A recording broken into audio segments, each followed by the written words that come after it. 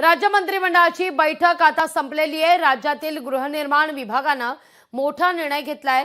राज्याच्या नव्या गृहनिर्माण धोरणाला मंत्रिमंडळाची मंजुरी मिळताना दिसतेय। 5 वर्षात 35 लाख घरं बांधण्याचं नियोजन आहे। राज्य सरकारचे 70,000 कोटींचं नवं गृहनिर्माण धोरण असेल।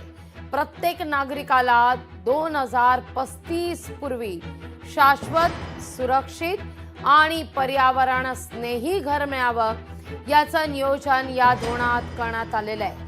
त्याकरता झोपडपट्टी पुनर्विकास आणि नव्या गृहनिर्माण प्रकल्पांना प्राधान्य दिलं जाणार आहे। या सगळ्याविषयी अधिक माहिती घेतो आपले प्रतिनिधी स्वप्नील जाधव यांच्याकडून। स्वप्नील, काय अधिक माहिती या सगळ्या संदर्भात?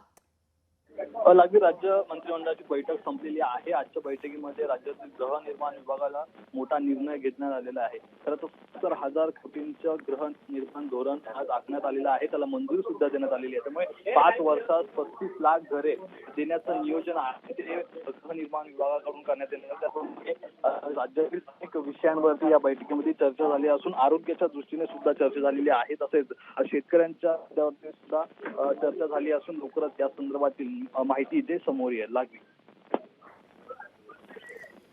निश्चित स्वप्नील, धन्यवाद तुर्तास तुम्ही दिलेल्या सविस्तर माहिती करता।